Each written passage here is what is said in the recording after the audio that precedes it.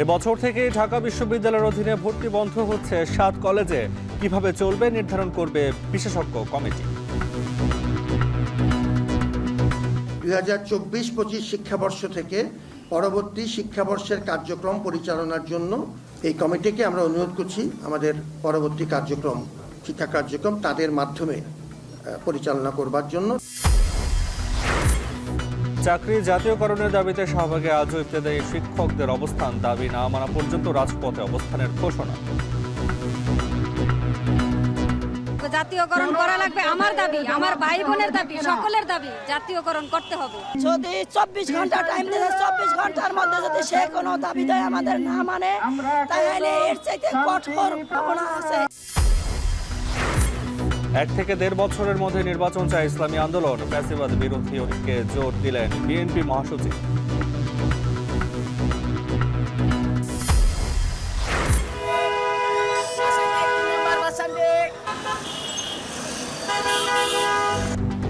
কোনো নিয়মে আটকানো যাচ্ছে না অটোরিকশা চালকদের, বেপরোয়া গতিতে ঘটছে দুর্ঘটনা, একার পক্ষে নিয়ন্ত্রণ অসম্ভব বলছে পুলিশ।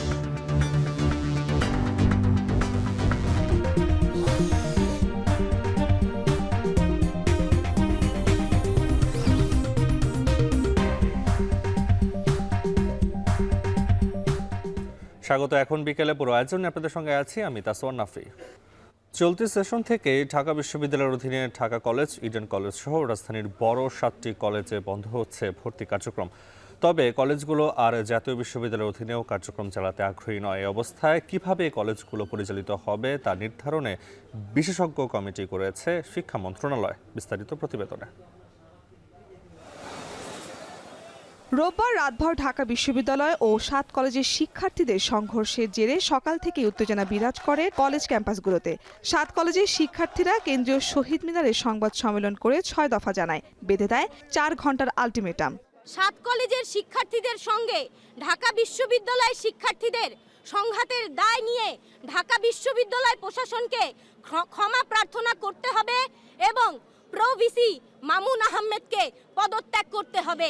ঢাকা কলেজ শিক্ষার্থী রাকিবকে হত্যার উদ্দেশ্যে হামলা সহ ঢাকা কলেজের শিক্ষার্থীদের ওপর নিউ মার্কেট থানা পুলিশের ন্যাক্কারজনক হামলার ঘটনায় এসি, ওসি সহ জড়িত পুলিশ কর্মকর্তাদের প্রত্যাহার করে তদন্ত সাপেক্ষে বিভাগীয় ব্যবস্থা গ্রহণ করতে হবে। শিক্ষার্থীদের ওপর পুলিশের হামলার অভিযোগে ডিএমপি কমিশনার বলেন, পরিস্থিতির নিয়ন্ত্রণে সাউন্ড গ্রেনেড নিক্ষেপ করতে হয়েছে, তা না হলে রক্তক্ষয়ী সংঘর্ষ হতে পারত। 7 কলেজেরা যদি ক্যাম্পাসে ঢাকা ইউনিভার্সিটি ক্যাম্পাসে ঢুকতো, আপনি খালি একবার ভেবে দেন কি ভয়াবহ পরিস্থিতি সৃষ্টি হতো। আমরা মিনিমাম 2টা না কয়টা মাত্র, আর সাউন্ড গ্রেনেড। হ্যাঁ, আমরা তো কোনো ধরনের লেথাল কোনো কিছু ব্যবহার করি নাই। পরিস্থিতি বিবেচনায় সোমবার দুপুরে ঢাকা বিশ্ববিদ্যালয়ের উপাচার্য 7 কলেজের অধ্যক্ষদের সঙ্গে এক জরুরি বৈঠকে বসেন। প্রায় 3 ঘণ্টাব্যাপী বৈঠক শেষে ব্রিফিং করেন উপাচার্য। জানান, এ বছর থেকেই ঢাকা বিশ্ববিদ্যালয় আর 7 কলেজের ভর্তি নেবে না। শিক্ষার্থীদের দাবি অনুযায়ী আসন সংখ্যা ও ভর্তি ফি নির্ধারণ সহ যাবতীয় বিষয়ে মন্ত্রণালয় কর্তৃক গঠিত বিশেষজ্ঞ কমিটি নেবে বলেও জানান তিনি। 2024-25 শিক্ষাবর্ষ থেকে শিক্ষার্থীদের দাবি অনুযায়ী আসন সংখ্যা ও ভর্তি ফি নির্ধারণ সহ যাবতীয় বিষয়ে মন্ত্রণালয় কর্তৃক গঠিত যে বিশেষজ্ঞ কমিটি তারাই সিদ্ধান্ত গ্রহণ করবে। যেসব শিক্ষার্থী বর্তমানে ঢাকা বিশ্ববিদ্যালয়ের চলমান শিক্ষা কার্যক্রমের অধীনে রয়েছেন, তাদের ক্ষেত্রে বিশ্ববিদ্যালয় প্রশাসন দায়িত্বশীল থাকবে যাতে তাদের শিক্ষাজীবন কোনোভাবেই ক্ষতিগ্রস্ত না হয়। এদিকে সচিবালয়ে সবাইকে শান্ত থাকার আহ্বান জানিয়েছেন স্বরাষ্ট্র ও আইন উপদেষ্টা। ছাত্র ভাইদেরও আমরা অনুরোধ করব প্রত্যেকটা জিনিস একটু ধৈর্যের সাথে এবং আলোচনার মাধ্যমে যেন সমস্যাটা সমাধান হয়, ওই দিকে যেতে হবে। এগুলি তো অনাকাঙ্ক্ষিত, এগুলি অ্যাভয়েড করার জন্য আমাদেরকে আরো বেশি উদ্যোগ নেওয়ার আমরা চেষ্টা করব। যা করলে এটা রিজলভ হবে সেটা করার চেষ্টা করব। পরিস্থিতি নিয়ন্ত্রণে সরকার সর্বোচ্চ চেষ্টা করছে বলেও জানান উপদেষ্টারা। মনে হয় আপনারা খবর পেয়ে গেছেন। নালে শারমিন পুতুল, এখন, ঢাকা। 7 কলেজের শিক্ষা কার্যক্রম নিয়ে ঢাকা বিশ্ববিদ্যালয় ও 7 কলেজের বৈঠকের সিদ্ধান্ত নিয়ে এই মুহূর্তে ব্রিফ করছেন ঢাকা কলেজের অধ্যক্ষ। সরাসরি চলে যাচ্ছি সেখানে। জন্য বলছি এই 7 কলেজ নিয়ে যখনই আন্দোলন একটা পর্যায়ে আসলো, বিশেষ করে গণ অভ্যুত্থানের পরে, তখন কিন্তু আমাদের প্রথম বসা ছিল জাতীয় বিশ্ববিদ্যালয়ের সাথে। এর কারণটা ছিল ঢাকা বিশ্ববিদ্যালয়ের ছাত্র আন্দোলন করছে, 7 কলেজ আন্দোলন করছে, দুই পক্ষই এটার বিপক্ষে। তাহলে থার্ড একটা ভেন্যু ছিল জাতীয় বিশ্ববিদ্যালয়। ওনারা যখন যোগাযোগ করে, আমি স্পষ্ট বলেছি আমরা চাকরি করি মন্ত্রণালয়ের অধীনে, আমাদের সুপারভাইজিং অথরিটি হলো আমাদের ডাইরেক্টর জেনারেল। তো ওনাদের মাধ্যমে না হলে আমরা ওইখানে যেতে পারি না। তো পরে ওনার ডিজি মহোদয় বলছেন উনি নিজে থাকবেন, কারণ হলো ওটা ছিল একটা থার্ড ভেন্যু। সেখানে ওই কথাটা আসছে যে নো জাতীয় বিশ্ববিদ্যালয়, নো ঢাকা ইউনিভার্সিটি। তাহলে কি হতে পারে? তো সেই ক্ষেত্রে আমার একেবারে সুনির্দিষ্ট প্রস্তাবনা ছিল যে এই প্রধান স্টেক হোল্ডার হলো ছাত্ররা, সুতরাং এই কর্তৃপক্ষ যে যেখানে আলোচনা করবে তারা যেন ছাত্রদের সাথে বসে। দ্বিতীয় দফায় 7 কলেজ নিয়ে আরেকটি কমিটি হলো মন্ত্রণালয়ে, সেটি তো আমি সদস্য ছিলাম।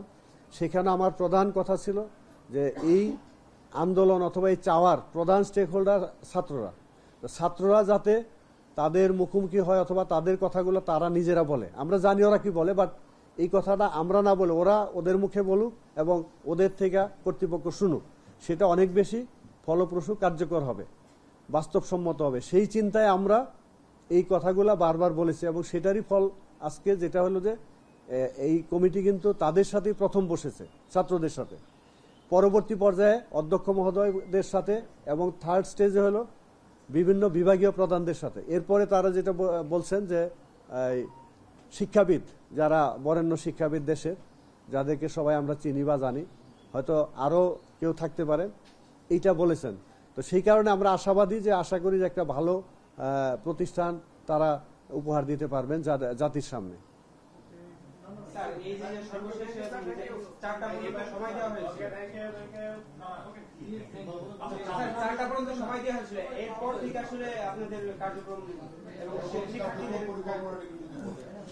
আমরা এই এসে যেটা হয়েছে ছাত্রদের সাথে যোগাযোগ করেছি, তাদের নিয়ে আমরা 5টায় বসবো, বসে তাদের কালকের কথাবার্তা আমরা কিন্তু রাত 3টার সময় মিটিং করছি ছাত্রদের নিয়ে ঘটনার পরে। আজকে আবার বসবো, তাদের ওইখানে যেটা বলেছে সেটা আর এইখানে তাদের মতামত, কারণ আমরা এরপরে স্টেপগুলা কোনোভাবেই ওই যে ওদের ছাড়া নেওয়া সেরকম কোনো চিন্তায় আমরা নাই।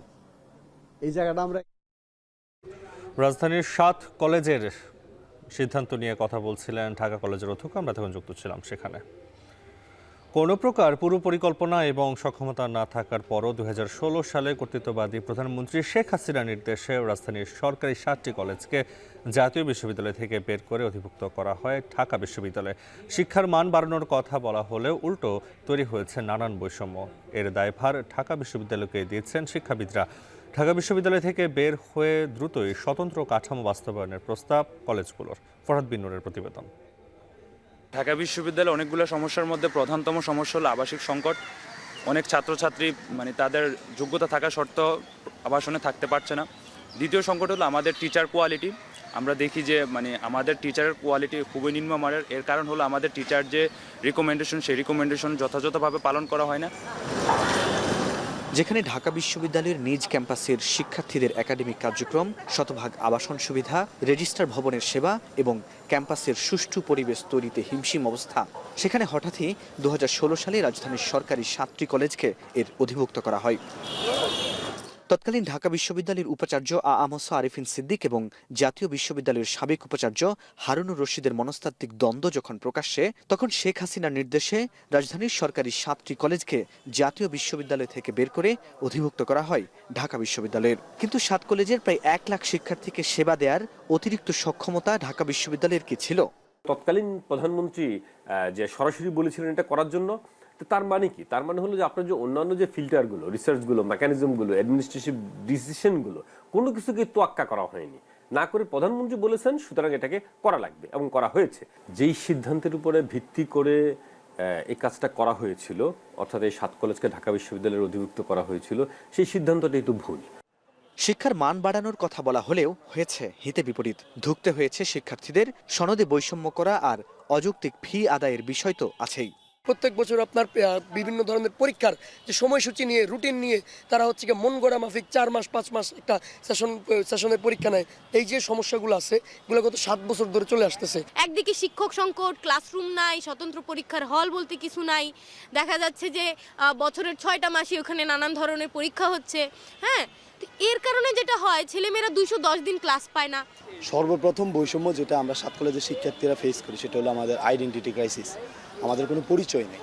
7 কলেজের শিক্ষার্থীদের স্বার্থে ঢাকা বিশ্ববিদ্যালয় থেকে বের হয়ে স্বতন্ত্র কোনো কাঠামোর প্রস্তাব ঢাকা কলেজ অধ্যক্ষের। ফিরতে চান না জাতীয় বিশ্ববিদ্যালয়েও।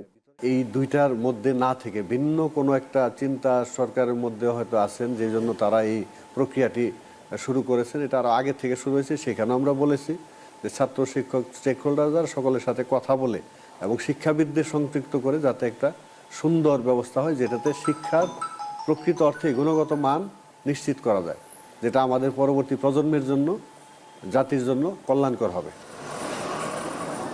2016 সালে রাজধানীর সরকারি 7টি কলেজকে ঢাকা বিশ্ববিদ্যালয়ের অধিভুক্ত করার পর থেকে এখন পর্যন্ত এখানকার শিক্ষার্থীদের নানান শোষণ বৈষম্যের শিকার হতে হয়েছে। পরীক্ষা ফলাফল সহ নানান দাবিতে প্রতি বছরই থাকতে হয়েছে রাজপথেই। স্বৈরাচার আওয়ামী লীগ সরকারের পতনের পর এখন বৈষম্যহীন বাংলাদেশ গড়তে এর স্থায়ী সমাধান চায় এখানকার শিক্ষার্থীরা। ফরহাদ বিন নূর, এখন, ঢাকা। জামায়াতের আমিরের পর এবার ইসলামী আন্দোলনের শীর্ষ নেতাদের সাথে সাক্ষাৎ করলেন বিএনপি মহাসচিব। আগামী নির্বাচনে কে কার জোটসঙ্গী হবে অথবা কি হবে ইসলামী দলগুলোর ভূমিকা, এসব নিয়ে চলছে সাক্ষাৎ আলোচনা। এরই ধারাবাহিকতায় ইসলামী আন্দোলনের নেতাদের সাথে বৈঠক শেষে বিএনপি মহাসচিব জানান, ন্যূনতম সংস্কার শেষে নির্বাচন ও ফ্যাসিবাদের বিরুদ্ধে ইসলামী আন্দোলনের সাথে একমত পোষণ করেছে বিএনপি।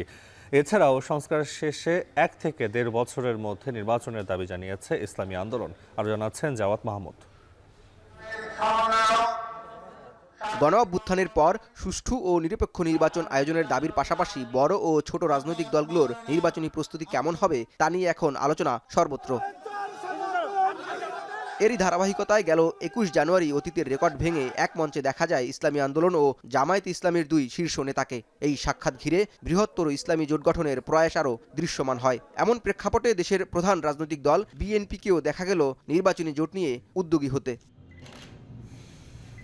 22 জানুয়ারি খিলাফত মজলিসের সাথে বৈঠকের ধারাবাহিকতায় সোমবার সকালে পুরানা পল্টনে ইসলামী আন্দোলনের নেতাদের সাথে সাক্ষাৎ করতে আসেন বিএনপি মহাসচিব মির্জা ফখরুল ইসলাম আলমগীর। 2 ঘণ্টা বৈঠক শেষে গণমাধ্যমকে মির্জা ফখরুল জানান, আধিপত্যবাদ বিরোধী রাষ্ট্র গঠন ও আওয়ামী ফ্যাসিবাদী শক্তির বিরুদ্ধে ইসলামী আন্দোলনের সাথে একমত পোষণ করেছে তাদের দল। প্রয়োজনীয় সংস্কার শেষে নির্বাচনের বিষয়েও ঐকমত্যের কথাও জানান তিনি।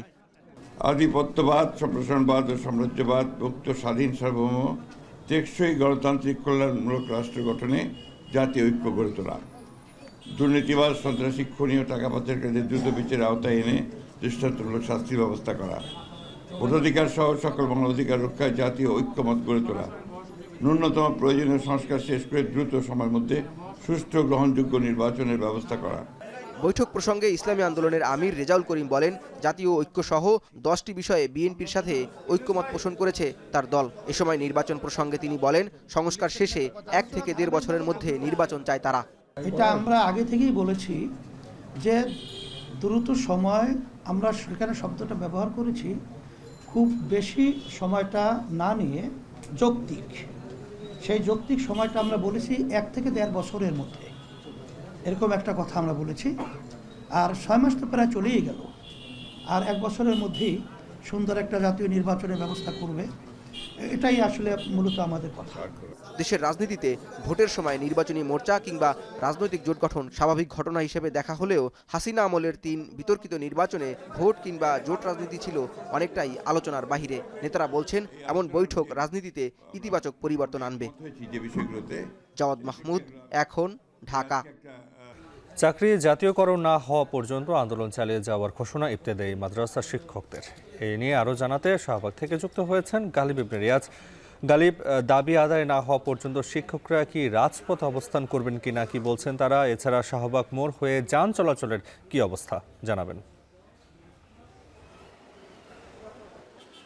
নাফি, এখন পর্যন্ত সর্বশেষ যে তথ্য হচ্ছে, আর কিছুক্ষণ পরে এখানে যারা ইবতেদায়ী মাদ্রাসার যারা আন্দোলনে যারা নেতৃত্ব দিচ্ছেন তারা কিছুক্ষণ পরেই একটা ব্রিফিং করবেন, আমাদেরকে জানাবেন যে পরবর্তী কর্মসূচি তাদের কি হবে। তবে এখন পর্যন্ত আমরা যতটুকু জানতে পেরেছি, যতক্ষণ না পর্যন্ত তাদের দাবি আদায় না হচ্ছে ততক্ষণ পর্যন্ত তারা এই রাজপথে অবস্থান করবেন এবং এই কর্মসূচি তারা অব্যাহত রাখবেন এবং এর মাধ্যমেই তারা তাদের যে এক দফা দাবি, যদিও এর আগে চাকরি জাতীয়করণ করা ছাড়াও সহ তাদের 6টি দাবি ছিল, কিন্তু এখন এক দফা দাবিতে তারা চলে গেছে, সেটা হচ্ছে অতি বিলম্বে তাদের চাকরি জাতীয়করণ করতে হবে এবং সেই দাবি না আদায় হওয়া পর্যন্ত তারা রাজপথ ছাড়বে না। কিছুক্ষণ পর হয়তো আমরা আরও বিস্তারিত জানতে পারবো। আপনি যেটা বলছিলেন যে শাহবাগ মোড়ের কি অবস্থা, শাহবাগ মোড়ের অবস্থা আমরা যতটুকু দেখতে পাচ্ছি যে তারা যেহেতু টিএসসি থেকে শাহবাগ যাওয়ার রাস্তায় তারা বসে পড়েছেন, সেই জায়গায় মানে পার্শ্ববর্তী রাস্তা দিয়ে দুই পাশের গাড়ি যাতায়াত করছে, যে কারণে শাহবাগ চত্বরের কিংবা শাহবাগ মোড়ের যেই যানবাহনের কোনো বিঘ্ন তেমন কিছু হচ্ছে না, সেই জায়গায় গাড়ি চলাচল স্বাভাবিক রয়েছে। কিন্তু এই জায়গা দিয়ে যারা টিএসসি থেকে শাহবাগে যারা যাতায়াত করতেন তারা একটু হয়তো বিড়ম্বনায় পড়ছেন, কারণ তাদেরকে একটি রাস্তা একটা পাশ ব্যবহার করতে হচ্ছে। আর যেটি হচ্ছে যে সর্বশেষ যে তথ্য, যে কিছুক্ষণ আগে বলতে কয়েক ঘন্টা আগে তারা শাহবাগ থানায়, রমনা থানার ডিসি যিনি ছিলেন তার সঙ্গে এই ইবতেদায়ী মাদ্রাসার 6 জন প্রতিনিধি তারা সেখানে আলোচনা করতে গিয়েছিলেন এবং সেখানে তারা গতকালকের ঘটনা নিয়ে আলোচনা করেছেন এবং সেই ঘটনায় রমনা থানার ডিসি তিনি দুঃখ প্রকাশ করেছেন। তিনি বলেছেন যে এখানে দুই পক্ষেরই হয়তো কিছুটা বাড়াবাড়ি থাকার কারণেই একটা ভুল বুঝাবুঝির সৃষ্টি হয়েছিল, যে কারণে গতকালকের ঘটনা এতদূর গড়িয়েছে। এখন পর্যন্ত এই জায়গার যে আন্দোলনের যে পরিস্থিতি সেটা শান্তিপূর্ণভাবে রয়েছে, পুলিশ অনেক দূরেই অবস্থান করছে। তবে তাদের দাবি এখন শুধুমাত্র একটাই, সেটি হচ্ছে যে কোনো অতিবিলম্বে ঢাকা বিশ্ববিদ্যালয়ের যে শিক্ষা এবং গবেষণা ইনস্টিটিউট, যে প্রাথমিক এবং ইবতেদায়ী মাদ্রাসা দুটি একই সাথে তারা জাতীয়করণের যে সুপারিশ যেটা করেছিল সেটাকে তাদের বাস্তবায়ন করতে হবে। আমরা কিছুক্ষণ পরে হয়তো বা সর্বশেষ তথ্যটি আপনাদেরকে জানাতে পারবো। এই ছিল আমার কাছ থেকে শাহবাগ মোড় থেকে সর্বশেষ। চাকরি জাতীয়করণের দাবিতে আন্দোলন করছে তাদের শিক্ষকরা, সে খবর জানাতে শাহবাগ থেকে যুক্ত ছিলেন গালিব ইবনে রিয়াজ। ব্যবসায়ী নাসির উদ্দিনকে হত্যা চেষ্টা মামলায় আদালতে আত্মসমর্পণ করে জামিন পেলেন চিত্রনায়িকা পরিমণি। পরে তিনি বলেন, জামিনের মাধ্যমে প্রাথমিক বিজয় হয়েছে, মামলা থেকে খালাস পেলে আসবে চূড়ান্ত বিজয়। তবে তার আইনজীবী জানান, ন্যায় বিচার পেতে উচ্চ আদালতে যাবেন তারা। বিস্তারিত রাব্বি হোসেনের প্রতিবেদনে। অভিনয় জগৎ কিংবা ব্যক্তিগত জীবন সবসময়ই আলোচনায় সমালোচনায় থাকা চিত্রনায়িকা পরিমণি আবারও হাজির আদালতে। 2021 সালে পরিমণি ও তার সহযোগীরা সাভারের বোট ক্লাবে ঢুকে ক্লাব ভাঙচুর ও ব্যবসায়ী নাসির উদ্দিনকে মারধর করেন। এই ঘটনায় নাসির উদ্দিন হত্যা চেষ্টা মামলা করেন পরিমণি ও তার সহযোগী জুনায়েদ বুগদাদি জিমির বিরুদ্ধে। এর আগে গত বছরের 18 এপ্রিল পিবিআইয়ের দেয়া তদন্ত প্রতিবেদন গ্রহণ করে পরিমণিকে হাজির হতে সমন জারি করে আদালত। পরে 26 জুন আদালতে আত্মসমর্পণ করে জামিন পাওয়ার পর 9 মাস পেরিয়ে গেলেও অসুস্থতার অজুহাতে আদালতে হাজির হননি তিনি। রবিবার নাসির উদ্দিনের মামলায় চার্জ গঠন করে গ্রেপ্তারি পরোয়ানা জারির মাধ্যমে মামলার বিচার কাজ শুরুর আদেশ দেন আদালত।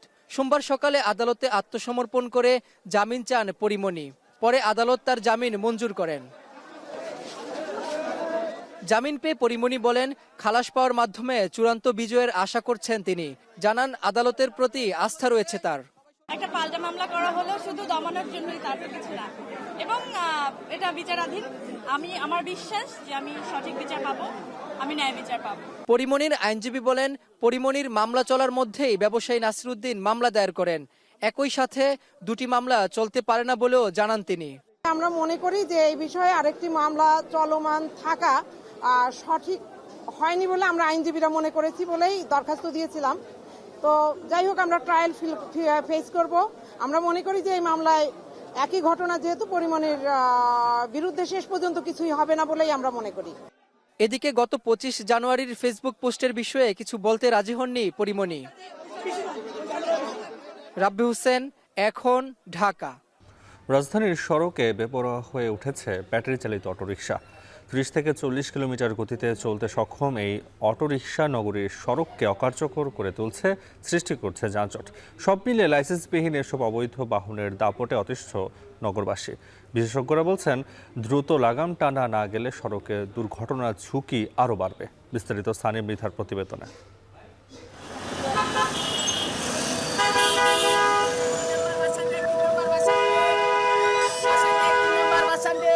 যেন মগের মুল্লুক, জেলা শহর বা মফস্বল না। এ চিত্র খোদ রাজধানীর, তাও আবার মূল সড়ক ছাপিয়ে দোতলা সড়কে। রাজধানীর রামপুরা ইউলুপে এভাবেই সকল নিয়ম কানুনকে বৃদ্ধাঙ্গুলি দেখিয়ে ট্রাফিক পুলিশের সামনেই অনায়াসে চলছে ব্যাটারি চালিত রিকশা। শুধু রামপুরাই নয়, গোটা রাজধানী জুড়েই এখন প্রধান সড়কগুলোতেও বাধাহীনভাবে চলছে রিকশা, অটোরিকশা। নেই লেনের বালাই, আর গতিতেও বড্ড বেপরোয়া। আর এতে অহরহ ঘটছে দুর্ঘটনা। পার হয়েছি, হুট করে একটা অটো সামনে দিয়ে ঢুকে গেল, কিন্তু একটা রিক্সা, পায়ে চালিত রিক্সাটা ওভাবে ঢোকেও না, আর ওর সামনে একটা যাত্রী বা একটা পথচারী পড়লেও ওটা অত ডিস্টার্ব মনে হয় না। বেশিরভাগ অ্যাক্সিডেন্টগুলো অটো রিক্সার জন্যই হয়, আর ওদের যে ব্যবহার, ওদের সাথে তো কেউই পারে না। তখন দেখা যাচ্ছে আমি যাচ্ছি, পাশ থেকে হঠাৎ করে একটা আসলো, আমি পড়ে গেলাম। পরিসংখ্যান বলছে গেল 1 বছরে রাজধানী সহ সারা দেশের সড়কে 3 চাকার বাহনে দুর্ঘটনা 900-র বেশি। সেখানে হতাহতের তালিকাও বেশ বড়। জনবহুল ও যানজটের এই নগরে বৈধ যানবাহন সামলাতেই হিমশিম অবস্থা ট্রাফিক পুলিশের। সেখানে অধিকাংশ সময় অদক্ষ চালকের এলোমেলো চলাচলে নগরীর সড়কগুলোতে প্রতিদিনই তৈরি হচ্ছে বিশৃঙ্খলা। এর মধ্যে অটোরিকশার দৌরাত্ম্যে অতিষ্ঠ ট্রাফিক সদস্যরা। এই মেইন রাস্তায় আসার কারণে অটোরিকশা, রাস্তার জ্যাম কিন্তু অনেকাংশ বেড়ে যাচ্ছে, আমরা কিন্তু নিয়ন্ত্রণ করতে পারতেছি না। আপনি মনে করেন হরেন দিলে গাড়ি চাপে না, কি মাঝখান দেওয়া যায়, এখন লেন দিলে লেন মানে না। ওরা ডান বাম তো কিছু মানা, ট্রাফিক সিগন্যাল মানে না, যে এত টাকা দামের গাড়ি, এর অটো রিক্সার জন্য অনেক ক্ষতিগ্রস্ত তো আমরা পড়ে যাই ড্রাইভাররা। ঠিক আছে, আমরা যদি আবার কিছু কই, আমাদের আবার হুমকি দেয় রিক্সাওয়ালারা, আমাদের সাথে পাল্লা দিয়ে চলে।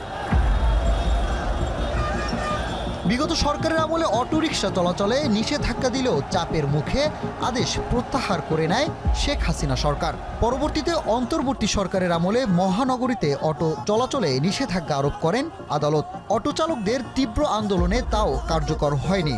এরপর আরও বেপরোয়া হয়ে ওঠে অটো চালকরা। অভিযোগ আছে তৎকালীন পুলিশ কর্মকর্তা সহ প্রভাবশালীদের ছত্রছায়ায় সড়কে জায়গা করে নেয় অটো রিকশা চালকরা। যদিও এখন তারা বলছেন বেশি আয়ের জন্যই প্রধান সড়কগুলোতে উঠতে হচ্ছে তাদের। এইসব গাড়ি নামাই তো লাইসেন্স লাগে না, লাইসেন্স তো দেয় না, সরকার তো দেয় না এটা লাইসেন্স। হ্যাঁ, মেন রাস্তা আমাদের আসা তো নিষেধ, কি করবো, এক পাল্লার 400 টাকা জমা দেয়, নিচ দেওয়া ভাড়া নাই। হ্যাঁ, মেইন রাস্তায় তো ভাড়া বেশি পাওয়া যায়। বিভিন্ন তথ্য মতে রাজধানীতে ব্যাটারি চালিত অটোরিকশার সংখ্যা 12 লাখেরও বেশি। লাইসেন্স ও নিবন্ধনহীন এসব ব্যাটারি চালিত অটোরিকশার অনেক চালকই অনভিজ্ঞ ও অপ্রাপ্তবয়স্ক। একসময় ঢাকার অলিগলিতে নিয়মিত এর চলাফেরা থাকলেও বর্তমানে নগরীর প্রায় সব প্রধান সড়কে চলাফেরা করছে বেপরোয়াভাবে। এতে যেমনি বাড়ছে তীব্র যানজট, একই সাথে বাড়ছে দুর্ঘটনার ঝুঁকিও। বিশেষজ্ঞরা বলছেন অতি দ্রুত এর লাগাম টানা না গেলে আগামীতেও দুর্ঘটনার ঝুঁকি আরও বাড়বে, একই সাথে বাড়বে যানজটও। যদি কোথাও আমরা অ্যালাউ করি, তাহলে সেটা কোথায়, কেন করব, কতদিনের জন্য করব, তার পদ্ধতিটা কী হবে, তার রেজিস্ট্রেশন কী হবে, এই একটা পুরো পরিকল্পনা হাজির করা। সেই পরিকল্পনা নাই। এখন দেখা যাচ্ছে যে মূল সড়কে বিভিন্ন জায়গায় চলছে, প্রায়শই অ্যাক্সিডেন্ট হচ্ছে, ছোট থেকে বড় দুর্ঘটনা হচ্ছে, এবং এটা যে কোনো দিন আরও বড় স্কেলে এই অ্যাক্সিডেন্টগুলো বাড়তে পারে। নানা সীমাবদ্ধতার কারণে শুধুমাত্র আইন শৃঙ্খলা রক্ষাকারী বাহিনীর তৎপরতায় অটোরিকশা নিয়ন্ত্রণে আনা সম্ভব না বলে দাবি করেন পুলিশের এই কর্তা। এই ক্ষেত্রে দেখা যাচ্ছে যে ওরা আইন মানতে চায় না, এবং আইন আসলে অনেকে জানেও না। সবাই নিয়ে বসে একটা বাস্তব ভিত্তিক একটা সিদ্ধান্তে আসলে আমার ধারণা এই সমস্যাটা দ্রুতই সমাধান হয়ে যাবে। ঝুঁকিপ্রবণ বাহন বন্ধে বিভিন্ন সময়ে নানা উদ্যোগ নিয়েছে সরকার, কিন্তু কার্যকর হয়নি কোনো কিছুই। তাই নগরবাসীর চাওয়া নিরাপত্তার জন্য হলেও অন্তত প্রধান সড়কে অটো বন্ধে কঠিন পদক্ষেপ নেওয়া হোক দ্রুতই। সানিম রিধা, এখন, ঢাকা। ফ্যাসিবাদী ব্যবস্থার বিলোপ ও নতুন রাজনৈতিক দলের বন্দোবস্ত বাস্তবায়নের লক্ষ্যে চুয়াডাঙ্গায় অনুষ্ঠিত হচ্ছে জাতীয় নাগরিক কমিটির সমাবেশ। অনুষ্ঠানে বক্তব্য রাখছেন বৈষম্য বিরোধী ছাত্র আন্দোলনের কেন্দ্রীয় আহ্বায়ক হাসনাত আব্দুল্লাহ। আমরা সরাসরি চলে যাচ্ছি সেখানে। রাজনৈতিক আকাঙ্ক্ষা তৈরি হচ্ছে। আমরা দেখেছি আমাদের প্রবীণ যে নেতৃত্ব রয়েছে, এই প্রবীণ নেতৃত্ব আমাদের তরুণ প্রজন্মের ভাষা বুঝতে তারা ব্যর্থ হয়েছে। আমাদের তরুণদের মনস্তত্ত্ব বুঝতে তারা ব্যর্থ হয়েছে, আমাদের তরুণদের কথা তারা বুঝতে ব্যর্থ হয়েছে, আমাদের তরুণদের চিন্তা এবং চেতনার সাথে আমাদের মনস্তত্ত্বের সাথে তাদের যোজনের দূরত্ব রয়েছে। প্রবীণরা যেখানে চিন্তা করে মোবাইল চালানোই হচ্ছে ধ্বংসের কারিগর, আমরা দেখেছি এই সোশ্যাল মিডিয়ার মাধ্যমে আমাদের এই যে গণ অভ্যুত্থানের সেটার সূতিকাগার তৈরি হয়েছিল। প্রিয় সহযোদ্ধা, আপনাদেরকে মাথায় রাখতে হবে আমাদের তরুণ প্রজন্মের মধ্যে যে রাজনৈতিক সচেতনতা তৈরি হয়েছে, যে অকুতু ভয় আমাদের মধ্যে একটা নেচার তৈরি হয়েছে, সেটা আমাদেরকে ধারণ করতে হবে, সেটা আমাদেরকে ধরে রাখতে হবে। প্রিয় সহযোদ্ধা, আপনারা দেখেছেন আমাদের প্রবীণ যে রাজনীতিবিদরা তারা ছিলেন আপোষকামী। আমরা দেখেছি, আমাদের কাছে খবর আছে কারা কারা গত 3টা নির্বাচনে খুনি শেখ হাসিনার সাথে আপোষ করেছে, কারা কারা খুনি শেখ হাসিনার আওয়ামী লীগের সাথে ব্যবসায়িক সম্পর্ক ছিল, কাদের কাদের আওয়ামী লীগের সাথে আত্মীয়তার সম্পর্ক ছিল, এই জিনিসগুলো কিন্তু আমাদের জানা রয়েছে। সুতরাং আপনারা যারা আওয়ামী লীগের বিচারবাদ দিয়ে আওয়ামী লীগের পুনর্বাসনের জন্য চিন্তা করছেন, আপনারা এই তরুণ প্রজন্মের সাথে আপনারা দালালি করছেন। প্রিয় সহযোদ্ধা, আপনারা দেখছেন আমাদের ক্রিয়াশীল যে রাজনৈতিক দলগুলো তারা খুনি ফ্যাসিস্ট শেখ হাসিনার বিচার নিয়ে তাদের মধ্যে আমরা কোনো কথা দেখি না। আমরা দেখি আগামী নির্বাচনে আওয়ামী লীগ থাকবে কি থাকবে না সেটি নিয়ে তাদের মধ্যে আলাপ আলোচনা হচ্ছে, কিন্তু আওয়ামী লীগকে কিভাবে নিষিদ্ধ করা যায় সেটি নিয়ে তাদের মধ্যে কোনো আলাপ আলোচনা নাই। কারণ তাদের মধ্যে ভোট ব্যাংকের চিন্তা রয়েছে, তাদের মধ্যে আওয়ামী লীগের ব্যবসার চিন্তা রয়েছে, আওয়ামী লীগের পুনর্বাসনের মধ্য দিয়ে আওয়ামী লীগের ব্যবসাগুলোকে তারা দখল করতে চায়, আওয়ামী লীগের রাজনৈতিক কাঠামোকে তারা দখল করতে চায়। আমরা তরুণ প্রজন্ম স্পষ্ট ভাবে বলতে চাই, আমরা যতদিন পর্যন্ত রাজপথে আছি আমাদেরকে হাসিনা কিনতে পারে নাই, আমাদেরকে আওয়ামী লীগ কিনতে পারে নাই। আমরা ত্যাক্ত কণ্ঠে বলতে চাই, এই তরুণ প্রজন্মের সাথে আপনারা যারা বেইমানি করবেন, আপনারা আমাদের আসনের লোক দেখাবেন, আপনারা বলবেন আমরা মুখ আসন ছেড়ে দিব, পার্লামেন্টে একটা সিট দিয়ে আপনারা আমাদেরকে কিনতে পারবেন না। আমাদের এই যে জন আকাঙ্ক্ষা তৈরি হয়েছে সেটির প্রতিফলন আপনাদেরকে ঘটাতে হবে। এই তরুণ প্রজন্মের ভাষা বুঝুন। আমরা বলতে চাই, প্রবীণ রাজনীতিবিদ আপনারা যারা রয়েছেন, আপনাদের অভিজ্ঞতা রয়েছে, আপনাদের ত্যাগ রয়েছে। গত 16 বছর ধরে আমরা দেখেছি আপনাদের নির্যাতন এবং নিপীড়নের মধ্য দিয়ে যেতে হয়েছে। প্রবীণদের যে অভিজ্ঞতা এবং নতুনদের যে ভয়হীন মনোভাব, এই দুইটার মিথস্ক্রিয়ায় 24 পরবর্তী বাংলাদেশ বিনির্মাণ করতে হবে। অন্যদিকে একদল রয়েছে কিভাবে তরুণদেরকে তাদের মতামত হচ্ছে আন্দোলন হয়েছে, সফল হয়েছে, তোমরা আবার ঘরে ফিরে যাও, ক্ষমতা এবার আমরা একাই নিব। আমরা বলতে চাই, দয়া করে ক্ষমতামুখী হইয়েন না। ক্ষমতামুখী যারা হয়েছে তাদেরকে দেশ ছেড়ে পালাতে হয়েছে।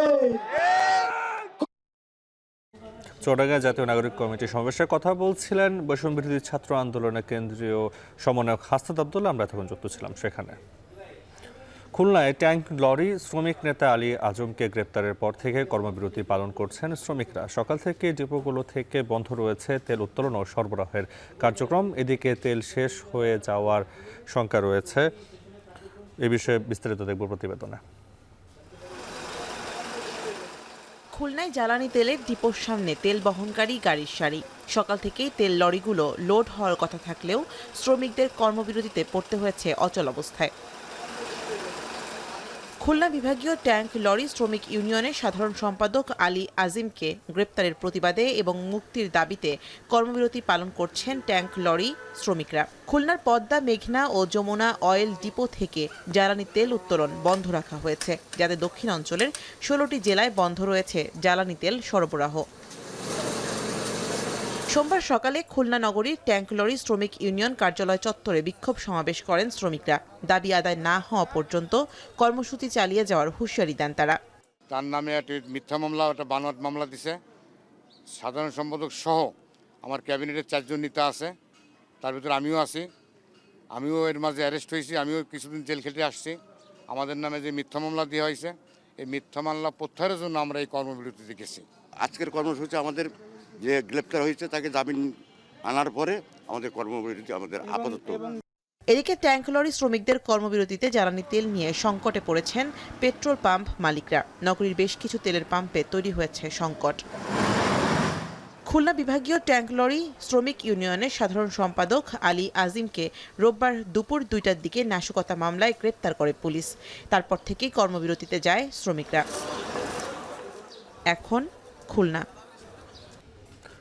নতুন করে ভাড়া নির্ধারণ, সড়ক পরিবহন আইন 2018 বাতিল সহ 11 দফা দাবিতে আন্দোলনের ঘোষণা চট্টগ্রাম প্রাইম মুভার ও ফ্ল্যাটবেড ওনার্স অ্যাসোসিয়েশনের। দাবি না মানলে আগামী 10 ফেব্রুয়ারি থেকে 48 ঘন্টা পণ্য পরিবহন বন্ধ রাখার ঘোষণা দেন সংগঠনের নেতারা।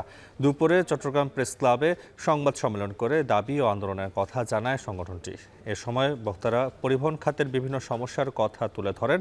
পাশাপাশি নতুন করে পরিবহন খাত বান্ধব আইন প্রণয়ন, গাড়ির ওজন ও মাইলের ভিত্তিতে নতুন ভাড়া নির্ধারণ, ভাড়ায় চালিত গাড়ির অগ্রিম আয়কর সর্বোচ্চ 10,000 টাকায় নামিয়ে আনা সহ 11 দফা দাবি পেশ করেন। আগামী 9 ফেব্রুয়ারির মধ্যে এসব দাবি মানা না হলে 10 ফেব্রুয়ারি ভোর 6টা থেকে লাগাতার 48 ঘন্টা গাড়ি চলাচল বন্ধ রাখার ঘোষণা দেন সংগঠনের নেতারা।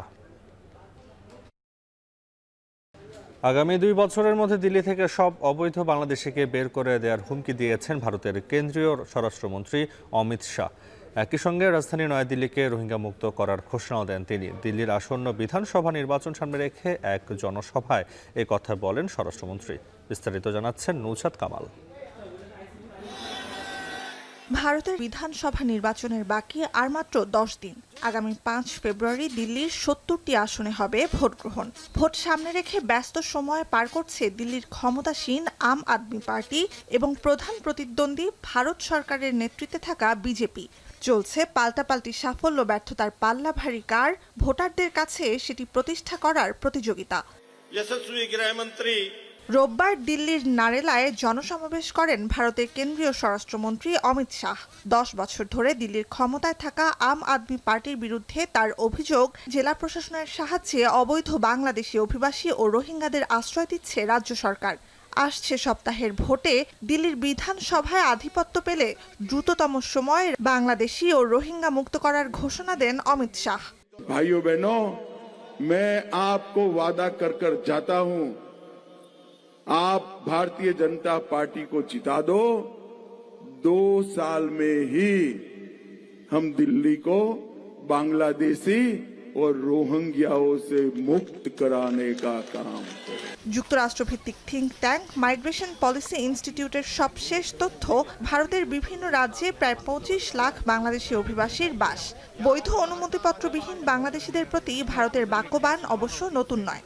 সংখ্যাগরিষ্ঠ সনাতন ধর্মাবলম্বীদের ভোট পাওয়ার জাতীয় কৌশল হিসেবে 80-র দশক থেকে অবৈধ বাংলাদেশিদের তাড়ানোর কথা বলে আসছে বেশ কিছু দল, যার পরিপ্রেক্ষিতে 90-এর দশকের শুরুতে দিল্লিতে অবৈধ বাংলাদেশি শনাক্তে এবং ফেরত পাঠাতে অপারেশন পুশব্যাক নামে অভিযান পরিচালনাও করে প্রশাসন।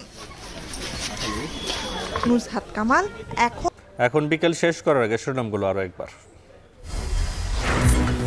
ঢাকা বিশ্ববিদ্যালয় থেকে আলাদা হলো 7 কলেজ। চলতি বছরে স্বতন্ত্র ভর্তি কিভাবে চলবে নির্ধারণ করবে বিশেষজ্ঞ কমিটি।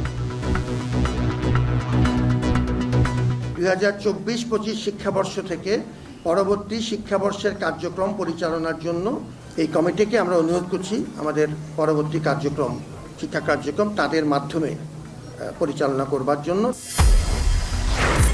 চাকরি জাতীয়করণের দাবিতে শাহবাগে আজও ইত্তেদায়ী শিক্ষকদের অবস্থান, দাবি না মানা পর্যন্ত রাজপথে অবস্থানের ঘোষণা। জাতীয়করণ করা লাগবে, আমার দাবি, আমার ভাই বোনের দাবি, সকলের দাবি জাতীয়করণ করতে হবে। যদি 24 ঘন্টা টাইম দেয়, 24 ঘন্টার মধ্যে যদি সে কোনো দাবি দেয় আমাদের না মানে, তাহলে এর চাইতে কঠোর ভাবনা আছে। 1 থেকে 1.5 বছরের মধ্যে নির্বাচন চায় ইসলামী আন্দোলন। ফ্যাসিবাদ বিরোধী ঐক্যে জোর দিলেন বিএনপি মহাসচিব।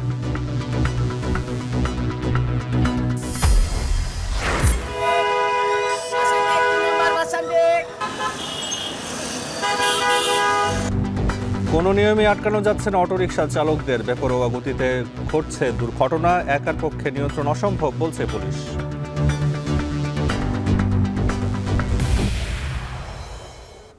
শেষ করছি এখন বিকেল। এখন টেলিভিশন ওয়েবসাইটে দেখতে ভিজিট করুন www.এখন.tv, এছাড়া ফেসবুকে দেখতে ভিজিট করুন facebook.com/tv.এখন এবং ইউটিউবে দেখতে ভিজিট করুন youtube.com/c/এখন tv।